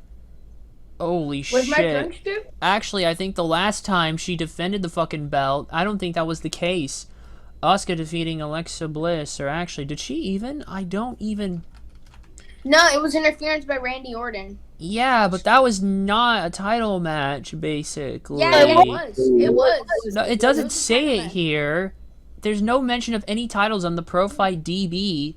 It doesn't. No. That's weird, because I was watching USA Network and they said it was for the Was Raw it? versus I can't remember, because I'm looking on Profile DB, and the last time she defended the title, if this is right, was apparently all the way back in November.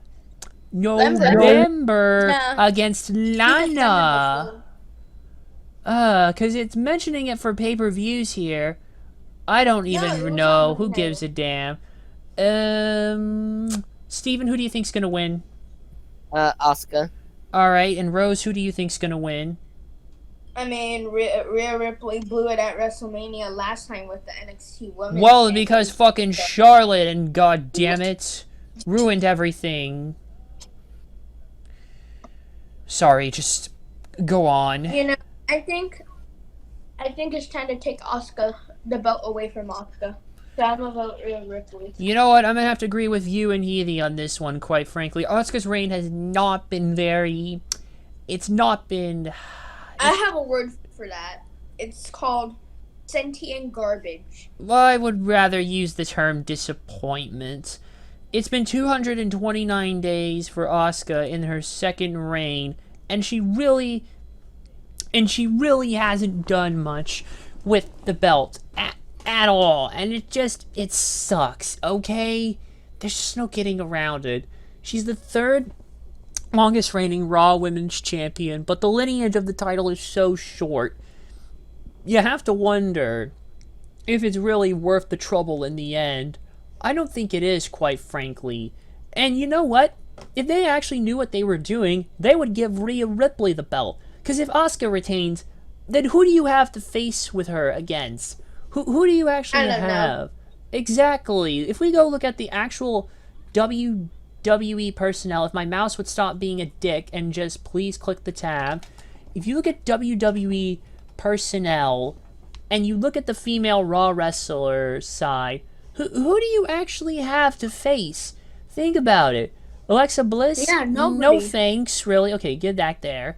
Alexa Bliss? No Technically, thanks. Alexa Bliss is now an intergender wrestler. Oh, good. Well, still, even She then. got a giant horse car. Stop it! Okay, yeah, but Alexa, no thanks. Becky Lynch is still out on maternity leave, but it's possible she might come back with that ding dong hello segment. And Charlotte, I no think she'd fucking make thank back you. during Dana Money in the Brooke, Bank. no thanks. Lana, no thanks. And Lacey Evans is on maternity leave, and that's recent, so that ain't definitely happening. Mandy Rose, You know, nah, that happened last time, and that didn't end may I well. say something? Yes? I think if Asuka were to if Rhea Ripley were to win the title, I think I would like to see shades from Takeover Portland. And Portland, that was... Rhea Ripley versus Shayna Baszler. Wait, no. Wait, was that? let me... I That was don't- the December in 2019. Yeah. Who had... I forgot. Who was it? let me look. Takeover Portland. That no, was... that was Bianca Belair. Actually... yeah, you're right. It was. But who else is in Oh, was here? it Baszler? Was it Baszler? Baszler was 2019. Well, hold on, we'll get to her. Let's see. Mickie James, she's not even really actively wrestling that much Ooh. anymore. And besides, they technically faced off at TakeOver Toronto in 2016. That's... Yeah, I remember that. Who else? Naomi? Naya Mrs. Potato Head Jax? No thank you. Nikki Cross? Well, I guess, but I don't know. Peyton Royce? I guess, but Wait, hold again, on. I don't I just know. remembered something. Yes? Didn't Lana win like some sort of battle royal for something? I don't remember. That's not relevant right yeah, now. they said something about the Raw Women's Championship, blah blah blah blah blah. That's not relevant right now. I'm just running through all the female wrestlers on Raw and saying, who do you have to actually win? Peyton Royce, I guess, but I don't yes, know. Yeah, Mia Yim still mentioned with the name reckoning, but sooner or later she's got to break out and go back to just Mia Yim. And even Damien then, Priest finisher, the Mia Yim. don't worry, that will be fixed hopefully soon. Again, I guess, but I don't know. And we already Rhea Ripley's the one who's our target right now. And Shayna Baszler, you've already been down that road in NXT. You see what I mean? Yeah, I'm going with Rhea Ripley on this one. There's just more opportunities and more fresh matches you could do with her compared to if you were to retain with Asuka. But knowing this company, I wouldn't be surprised if Asuka's retains in some way. Her Mania record, her Mania record has just been hot garbage, and she deserves much better. But unfortunately, Rhea's time to shine. You need to keep building for the future, so I'm going with Rhea Ripley. Next on the chopping block is The Fiend versus Randy Orton in a plain old singles match. You think these two would have a stipulation match, basically, but, nope. Okay, at TLC, Tables, Ladders, and Chairs in December 2020, Randy Orton defeated The Fiend Bray Wyatt in a Firefly Inferno match. After the match, Orton doused The Fiend's lifeless body in gasoline and set him on fire.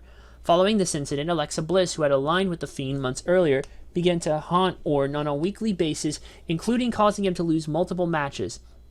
On the March 15th episode of Raw, Bliss challenged Orton to an intergender match at Fastlane, and Orton accepted in hopes of ridding Bliss from his life. At Fastlane, Bliss defeated Orton thanks to the return of The Fiend, who appeared very grotesque with charred skin. And might I say how damn it, how did I miss the fucking mark on this? It seems ridiculous, but you think there would at least be a decent amount of interchange between the two of them. And not to mention, as well, the match was not advertised as a no DQ match, so wouldn't The Fiend's interference technically cause a DQ for Randy Orton? Oh, this fucking company. Oh yeah, and we burned him up, so look at the bastard, he's still alive. Anyways, the following night on Raw, Randy Orton attempted to summon the Fiend. Bliss appeared on the stage, holding a jack-in-the-box, signaling the return of the Fiend. After which the lights went out. When they returned, the Fiend was standing in the ring, still charred to fuck. Orton performed an RKO on him, after which Bliss walked to the ring to taunt Orton. The Fiend rose to his feet and attacked Orton with his sister Abigail. Bliss pointed to the Wrestlemania sign as you do around this time, signaling a challenge, and it was later announced that the Fiend would face Orton at WrestleMania 37.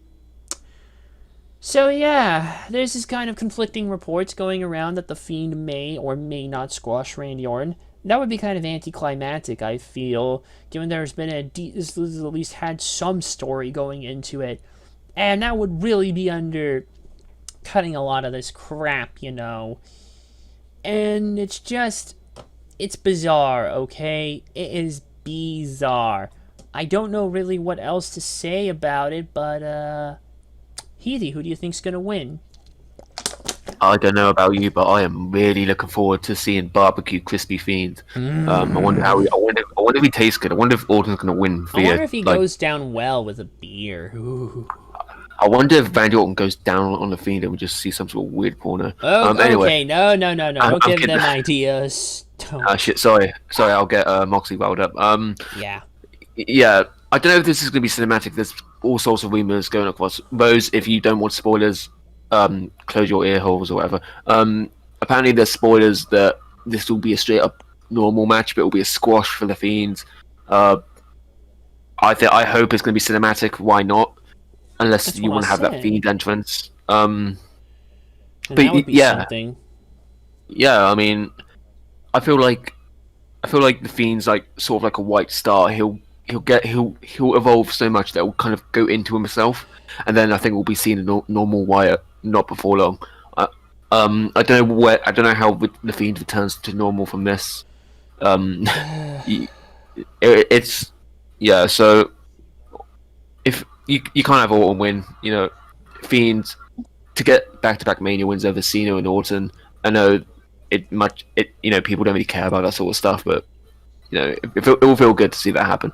And yeah, I'm gonna go with the Fiends. Also, God, someone let me know how that guy tastes, because he looks fucking amazing. I don't know, he looks man. delicious. He looks a little too charred, basically, and Charcoal chicken, I love it. Then again, usually at tailgating parties, if I've heard things properly, it's usually they'll char it so much that you're drinking more beer than you should just to wash it all down. But I digress. Steven, who do you think's gonna win?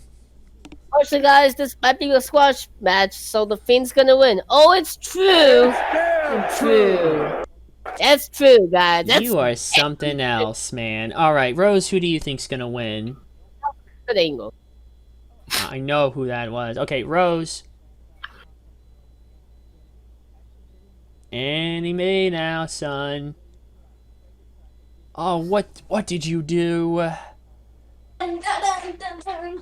There you are. What? There you are. Okay, we're on the Fiend versus Randy Orton. Who do you think's gonna win? Yeah, who do you think's gonna win? Okay. Well, fuck that match. I'm voting the Fiend. Going for the Fiend, huh? Fiend, Yeah. Fiend, unanimous again. I'm going with the Fiend as well, because I mean, Alexa Bliss is probably gonna help the Fiend. more than likely, in one way or another, yeah. So yeah, I'm gonna go with the Fiend as well. And our next match is Big E versus Apollo Crews in a Nigerian drum fight for the WWE Intercontinental Championship. Now here again, we have a match stipulation that we don't know what the hell it is. So I know what you're thinking last year. Remember when I asked what the hell is supposed to be a boneyard match or something along those lines last year? Well, I'm in this position 1 year later, people. It's Nigerian drum fight this time, and let's just read into it and see if we can figure this out. What the fuck do you need to fight with drums for? Let's just get into this. Yeah. Yeah, we're gonna spend too much time trying to process this crap. Okay. Oh, I know what it is. Yeah. Go. Okay, so after failing to defeat Big E for the Intercontinental Championship in January, Apollo Crews turned heel and began to embrace his royal Nigerian roots, including speaking with a Nigerian accent. And on the February 19th episode of SmackDown, after Cruz's loss against Shinsuke Nakamura, where Big E was on commentary, Cruz attacked Nakamura after the match. Big E ate at Nakamura, but Cruz attacked Big E with the steel steps, taking him out of action for a couple of weeks. At Fastlane, Big E defeated Cruz to retain the title once again in a very botch finish, and I was literally shouting that as that happened, excuse you. After which, Cruz viciously attacked Big E. And on the March 26th episode of SmackDown, Cruz pinned Big E in a 6-man tag team match. Another match between the two for the title was subsequently set for WrestleMania 37. The following week, Cruz changed the stipulation of the match to a Nigerian drum fight. Now, what the hell is a Nigerian drum fight, you ask? Okay, I know what it is. Go on. I know. Okay, so basically they both have drums, and this is actually true. They both have drums, and they only get 30 seconds, 30 to 1 minute, 30 to 1 minute, 30 seconds to 1 minute, and will actually be judged. But what I think is that Apollo Crews is gonna hire fake judges, and they're gonna rig it. Oh god, you sound like it's gonna be an actual segment. Now I doubt that's what it's gonna be. No, I've got the quote like for real, from... that's what a Nigerian drum match is. And well, it's a Nigerian drum fight. Yeah, I've got the quote here. Drum fight, basically. So, the rules have been explained as an anything goes match, but the idea behind this match is you are supposed to beat the other guy with punches and kicks so loud it sounds like a drum. What? Well, yeah, That's the quote. Oh my... What's the... Oh my... I'm trying to process this.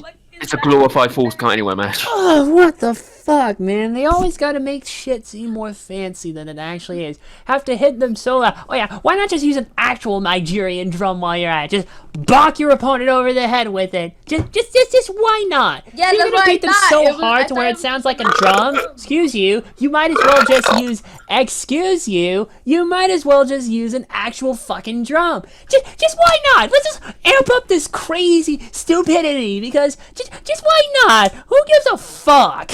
Oh god. Oh, this is madness. This is just who do you think's gonna,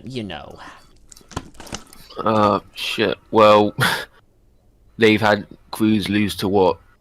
Biggie like maybe 50 times now. Twice, at least. Yeah. Hyperbole, of course, but yeah. I mean, it'll be a good match. I'm gonna make it short and sweet because it's his specialty match, and I assume that they wouldn't have him lose his specialty match. I'd say that Apollo Crews gets the IC title here. Finally gets his moment. Yeah. So you say Apollo Crews, huh? Indeed. Interesting. Steven, who do you think's gonna win? Okay, I actually found out what it is. Like this time for real. It's basically a lumberjack match, but they're playing drums on the rings. What? And then attack them with the drums. Okay, hold off, Rose. Steven, you think's gonna win?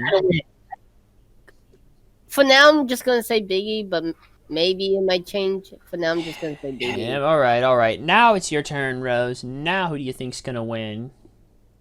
Okay, I have two things. One, I think that Apollo Crews is possibly gonna win, but I'm gonna go with Big E. And the actual match of the meaning is basically like a lumberjack match, except the lumberjacks are playing the drums and they can attack them with the drums. What? God, you're trying to decipher this more. I don't. Well, I'm just picturing a landmine death match, except a landmine's a drum. So if you go over to a fall into a drum. Yeah, technically WWE is just being stupid. Well, what do you expect? They don't probably even know what the hell it is. Exploding barbed wire, but with drums. Okay, it's gonna be exploding. Okay, I have a feeling we'll probably drums. find out on tonight's SmackDown. As for me, I don't know. It's weird. Big E's reign is still early in the title run. I mean, he's only held the Intercontinental Championship for... Like, since Christmas, what? About... Yeah, well, at least 3 days before, but it was aired... The match happened on December 22nd, 2020, but it was taped. The episode was aired on tape delay, so Yeah, when it aired on Christmas. So I think that technically it's Been like 100 or more than 100 days, but Technically, only had a match with Sammy, Shinsuke, and Apollo. That's all. yeah. I think I might as well just go with Apollo because again, specialty match. And yeah, much like what happened with Undertaker and the Boneyard match last year, we could see a repeat here, but except on a less cinematic ideal. So I'll go with the Apollo Crews for now. Alright, folks, 3 more matches, and sadly, they're in the filler category. One of them shouldn't. This why one... the fuck do we keep on getting filler categories? Like, I'm literally about to... Well, it's only... Well, the thing is, there's just no description for this on copy. Wikipedia. There's no description for this on Wikipedia, though, even though there's a fucking celebrity involved in it. And yeah, it's Kevin Owens versus Sami Zayn, and Sami Zayn will have Logan Paul in his fucking corner. Ooh, What's boy. talking, Logan? Good grief. Okay, let me just see this here. So Zayn... Oh, he won. What? Basically, Firefly. I can Yeah, even he's backstory. playing Fire Pro, folks. Okay, let me just read this. So Sami Zayn has battled against conspiracies he feel have been plaguing his WWE career, but now seemingly paranoid superstar will have to face Kevin Owens at WrestleMania. Zayn unsuccessfully attempted to reveal the truth to Owens, and in a chaotic KO show encounter that paved the way for a showdown at the showcase of the Immortals. Zayn believes him and his old friend could have ruled WWE, but at Mania they're going to settle their long simmering differences in the ring. Will KO deliver another... Oh, they forgot one little detail. They forgot one detail. How Logan Paul got involved in this fucking madness. If I remember correctly, Sami Zayn has had his own documentary crew for some time now, filming all this crap going down.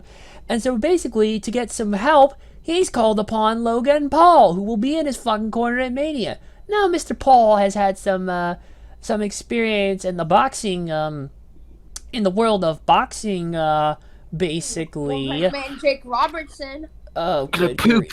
Stop. For real, though, it's insane. And I guess this is the closest you can get with Mr. Paul, basically, because, you know, it's not like things were back in the 80s, which sucks, but what are you gonna do? And I'm trying to figure this fucking madness out, but it's like, what do you do? It's like, and again, we've seen these two face off enough times now, even with the addition of Logan Paul in the mix. I don't see this going down very well. Like, I really can't. It's gonna be boring, technically. Oh no, it'll We've be a already fine seen them at match, but NXT. we have no reason to care. And though I will say, I wouldn't be surprised with how annoying Sami Zayn, much of a twerp Sami Zayn is. It wouldn't be surprising to see Logan Paul pull a Mike Tyson like back in 1998, basically, and turn on him, basically, in a weird way of sorts. I wouldn't be surprised. Anyways, Heathy, who do you think's gonna win? I mean, the question remains: is Sami Zayn a part of Logan? Probably not. Nah. Nah. Worth an out there. I mean, it's weird. I like it's a poison chalice because I love the fact that we're getting Zayn versus Owens in the showcase of the Immortals. Oh my god, they fought 1,000 times before, And they'll they're gonna probably fight 1,000 times. more. Yeah, but this is the one that matters. WrestleMania, like 25,000. I mean, unless they fought in a Wrestle Kingdom, I don't believe they've fought one-on-one anywhere else, with such a large audience. And you know what? Even if Logan gets involved, I'll take what I can get. You know, it's WWE. You will never get whatever you want 100% of the time. So just take what you can get. Right. Do what Vince did with Christian in the mid 2000s. Just pretend there's like a big blue dot over Logan Paul, and we can have our dream match. I do think Logan Paul, however, is going to factor in. So maybe don't keep that blue dot on because you think, oh god, Sami Zayn lost because of a blue dot. But no, I think it's going to be Logan finally realizing how much of a paranoid weirdo Sami Zayn is and turning on him, and that's when Kevin Owens takes advantage of the situation and stunners him for the pinfall victory, and then Logan can get stunned by Owens because Owens is in New Austin. Why not? But yeah, I'm Oh, gonna go with yeah. KO. Yeah, I'm gonna go with KO for the winner. I think that might actually work out in the end too, as well. Kind of like actually what happened at Mania 23 when Austin stunned the Donald. Steven, who do you think's gonna win? Sammy. Interesting. Rose, who do you think's gonna win? Ah, crap. Here we go again. Yoo-hoo, Rose! I saw the mic counter go up on you. We're waiting. Wait, I need to play the clip. Wait, give me 1 sec. No. It's fine. It's fine. Come on. Hello, Rose. Okay. You ever just like shit on your cousin just to feel alive? Stop it, you. Okay, while we wait for Rose, why don't I go into this? This is kind of weird of sorts. They're just guaranteed to be some kind of fucking shenanigans. You just know there's going to be one way or another. Or maybe after the match, because this is technically not a no DQ match, but maybe after the match, we'll find a way somehow, and Kevin Owens will find a fucking way to just jump off that goddamn pirate ship. Or someone's gonna. I want someone to jump off the giant pirate ship, damn it! I need my adrenaline. And Jeff Hardy doesn't even have a fucking match on the show, so he can't do it. And that means no more words. We're not gonna get that. Oh, why? Oh, there you are. Somebody's moaning. Rose. I'm playing it up. Yeah. Okay, Rose, who do you think's gonna win between Kevin Owens and Sami Zayn? Come on. I think it's gonna be the annoying man. Sami Zayn then. So 2 for Sami. I'm going with Kevin Owens, damn it. I wouldn't be 2 for surprised. 2 again. Again, yeah, and I wouldn't be surprised if Logan gets involved, turns on Zayn, allows KO to win, and then KO stuns Logan Paul to send the crowd, Right, I forgot to give the crowd a big moment. Austin stunned Logan Paul. I mean, Kevin Owens did. Fuck me, man. Man, I hope Botchamania eventually does include podcasts like moments, or it would be nice. Botches on Wrestling podcast. Oh, that would be fucking great. I mean, the amount of shit we do on the AEW podcast, we'd be a surefire hit for that. Oh, yes! Alright, I'm going with Kevin Owens. If we see another women's match roll up, I'll be pissed. You mean all-inspiring, ultra-devastating for Root roll-up, as old BC Amplified says. Alright, let's go to the next match. Alright, folks, we're almost there. 2 more matches left. Next up, we have Matt Riddle versus Sheamus for the United States Championship. So Matt Riddle basically beat Bobby Lashley and John Morrison in a triple threat at...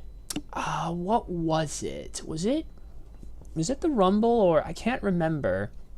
Oh, I can check this real quick here. And Matt Riddle won the belt on... Yeah, no, it was Elimination Chamber. It was Elimination Chamber. It was a triple threat with Bobby Lashley, who was the U.S. champion going into the match, and John Morrison, who on the pre-show basically won a triple threat to basically replace Keith Lee's spot, because Keith Lee was actually supposed to win, but went down with an injury of some kind or something, and all of a sudden he's been MIA, sadly, since. Matt Riddle basically then became the winning, with John Morrison, taking the pin. And yeah, and Sheamus has nothing else to do. They wrapped up his feud with Drew McIntyre, so here we are. U.S. Championship action. Again, should be a fine match, but say it with me, folks. There's not much to the story. Yeah. I am very constipated. Oh, that is... I did not need to know that. Just tell me who you think's gonna win, Heathy. Oh, okay. I mean, this is a tough one. Obviously, Sheamus is a hard lad. He reminds me a lot of my father. He's pale as fuck. I don't know. I mean, oh god, I forgot what I was gonna say. And, Ouch. Never mind. I'm just quoting the middle. It's fine. So, yeah. I mean, it's a good workhorse match. 2 hard hitters for the US title. I mean, for the past year, they've been really consistent on Raw. I've really enjoyed their work. Yeah, Moxley wants me to say Zack Ryder's going to win. Not going to happen, Moxley. I see what you did there, Slido. Yeah, so, I mean, honestly, Sheamus has... I don't think many people realize. I have only just realized this past year, but Sheamus is such an underrated performer. Like, you can put him, he will do whatever you want him to do. He's a bit like Miz and that he's a WWE lifer. You know, Miz and Ziggler, like, they can be easily shifted from the lower card to the mid card to the main event. And I'd love to see Sheamus get his due at Mania. Last time he got like a big Mania moment. Shit, I'm trying to think. Maybe it was WrestleMania 28. Oh, good grief! When he beat Daniel Bryan in like 10 seconds. Yeah, I mean, 32 was a League of Nations stuff. Didn't really get much there. 33, I don't think it was. Yeah, Sheamus has not had many Mania moments. 33, he was in the bar, but he lost the match because the Hardy Boys Oh, came yeah. back. And then 34, again, bar, lost Nicholas. 35 bar. No, maybe. I can't fucking remember, actually. Let me look, actually. While you have a look, I'll just close out my predictions. Yeah, so honestly, I just want Sheamus to get his moment, and maybe this goes against like the grain of what people are thinking or how the booking's going to go. But I just love Sheamus to win the US title. I think he would look great with that title. And Riddle, he doesn't need the title. He can do a lot of other stoner funny things, you know, Yeah, weed. I guess. You know, I mean, honestly, if I like smoke some weed as a champion, I'd probably lose the title belt within like 2 minutes. I'd be like Chris Jericho in 2019. Yeah, But yeah, so I'm gonna go with Sheamus. I think he deserves a good Mania moment. all right, I hear ya. And yeah, 35, it was the bar. Fatal 4-Way SmackDown Tag Team Championship. The Usos successfully defended the belt against Aleister Black and Ricochet, Rusev and Shinsuke Nakamura, and of course the bar being Cesaro and Sheamus. And as for 36, did he even... I don't actually think he had a match on 36. Oof. Huh? Sheamus did not have a match at WrestleMania 36. Yeah, he didn't. Well, I be damned. Wow. That's sad. All right, Steven, who do you think's going to win? I like Sheamus. He's a good wrestler. I think Sheamus I could. hate Sheamus. And you're going with Sheamus 2 rows? No, I'm going with Matt Riddle. Oh. You Judas. No, he faked me out. That's what he did. He faked me out. I don't know, actually. This is kind of a toughie. It could go either way. I wouldn't mind if it goes either way. But Matt Riddle's still needing some establishment right now, considering this is his first title run on the main roster. And this is pretty much the stepping stone, basically, to move him up into the main event. So, I just Matt Riddle not stupid like a silly goose. what? I wish he didn't make Matt Riddle like a silly goose kind of character. What? Who made Matt Riddle look like a silly? No, Matt Riddle. I don't want him to be like a goofy, like a fucking goofy character. Well, maybe actually have him be naturally himself, like in NXT, instead of the bullshit they're feeding him on Raw, so much so that he just forgot his line and just left the fucking thing. You know what? I'm gonna go with Matt Riddle, actually. I do think he needs more of the establishment. And if Sheamus is like The Miz, where he could be inserted about wherever you need him for and still not lose too much, then I think he'll be fine in the wrong one. But I wouldn't be against Sheamus winning. I'm just going with Matt Riddle for now. And finally, the last match. Back. And it's the big you. Oh. The last match of the card, night 2, and the whole damn podcast. And it's crap. It's Nia Jax and Shayna Baszler with Reginald versus the fucking tag team turmoil winners. Unreal. It's okay, let's be honest. It doesn't matter who wins the fucking tag team turmoil match. Chances are Jax and Baszler are gonna retain. There's really not, and there's nothing else I can add. Heavy, what do you think? Shayna Baszler, big strong bastard. Nia Jax, big strong bastard who has a damaged hole. And she's even injured Tag her title own winners. hole. Okay, for all of our predictions, let's just assume our picks in night 1 are in this match. So my pick will the Riot Squad. They're not gonna win. It Nia Jax and Shayna Baszler. If it was like Carmella and Billie Kay who won, or not Naomi and Lana, maybe, but not. I had a malfunction there.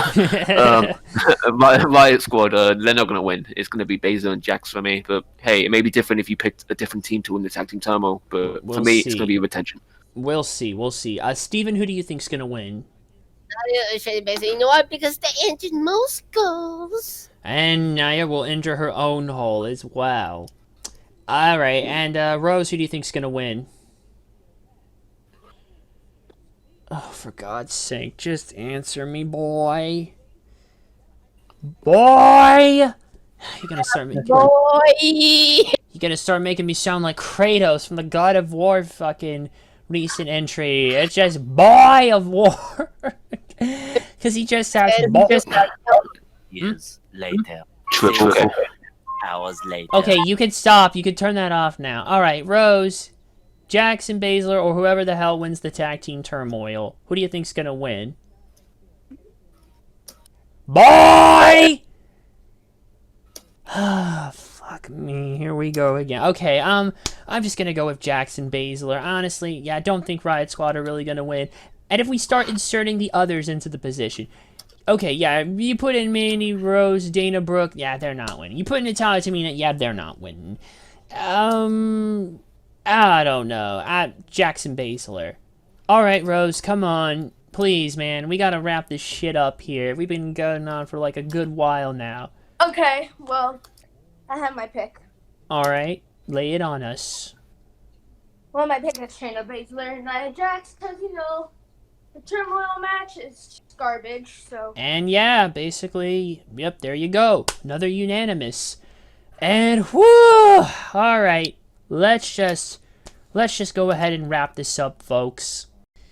And there you have it, ladies and gentlemen. Oh, I knew it was worth it getting that large Dunkachino. We had to have gotten ourselves I think we got ourselves a good amount of time out of this. And even some of the filler stuff, we managed to put some good discussion out on, I feel. This is going to be one interesting Mania. First one back with fans in attendance, so it's going to feel good to have an actual crowd. It's got some interesting, risky stuff. Some stuff that probably shouldn't be. And yeah, it's another excuse for me to have Kraken rum because it's all pirate-themed, and pirates is what will be. Gotta love that spice. Oh, yeah, for real. Black Spiced is genuinely good. Like, I got a bottle myself. I understand, man. wow, cool, man. I guess pirates is what will be then. But you're gonna have to actually wait for me to sing that on Saturday, basically. Oh, we'll wait until you lick it up. Oh, no. I'm gonna keep, as I'm getting liquored up, I'm singing it, basically. Pirates is what will be. That was a great episode. God, I'm getting so nostalgic about that franchise. All right, anyways, let's just go ahead and wrap it. I want to thank Healy, as always, for being here with me. Say bye. Hey, we got through in the end much quicker than I thought we would. But yeah, always good to do this podcast. Don't know when we're doing it next, but we're looking forward to it. I'll look at the calendar and give us the lowdown on that. And I want to thank Steven, as always, for being with us. See, guys, I know. It's been years since I did this. It's like I only missed one podcast. Yeah. I think it was NXT related or something. All But, right. also, I got breaking news. I heard someone saw Ronda Rousey at the stadium. I'm just saying. Ooh, maybe we have also Ronda Rousey back in the Ding Dong Hello segment if they have that plan. Because Becky and Ronda have unfinished business. Baby, you ain't kidding. And also, I believe our next one is 2 pay-per-views. One's a AEW and one's a WWE. I'll take a look. I'll take a look at the schedule and give our folks the lowdown, our viewers. And I want to thank Rose for joining us as well. I'm gonna try and come on here frequently. If you want to be a recurring guest, yeah, that's fine. Just or if you ever want to be on any of the future podcasts, just shoot me a message in advance, and I'm always happy to help, basically. But this was kind of an unexpected surprise, but not an unpleasant one. Always interesting to hear more different perspectives. Anyways, folks, next on the docket, it looks like we have Money in the Bank, actually, which is actually going to be on my birthday. So, yeah, so we're going to have pretty much a break for the rest of this month with which after everything that's gone down, I think we more than likely all deserve many weeks of a break, basically. Like at least 1, 2, 3, 4, 5. About a 5-week break, which more than I think would be enough for us to rejuvenate after everything that's happening and what's about to happen on Saturday and Sunday. And then, yeah, so we'll have Money in the Bank on possibly May 14th. That will be a Friday, 2 days before my birthday, May 16th, my 24th birthday. And then that's for WWE. And AEW we won't have till Double or Nothing, which will be the same month. Looking to shoot that on the 28th because that's planned to be on Sunday, May 30th. So it looks like that's what our next 2 ones are on the docket. So, yeah, Money in the Bank in about 1, 2, 3, 4, 5 weeks. And then 2 weeks later, after that, we'll have Double or Nothing, seemingly. So, keep your eyes and ears out for that, everybody. And, happy WrestleMania season! Pirates is what we Whoa, need. whoa. WrestleMania. Yeah, this is our life, and it's exhausting as fuck. Shut up! You're gay for Roman Reigns, not me. You are. You are. Oh, you mother. What am I gonna do with you, Steven? Alright, everybody. Thanks for watching, and we'll see you in about 1, 2, 3, 4. See ya. Excuse me. In about 5 weeks. Bye for now, and thanks for watching.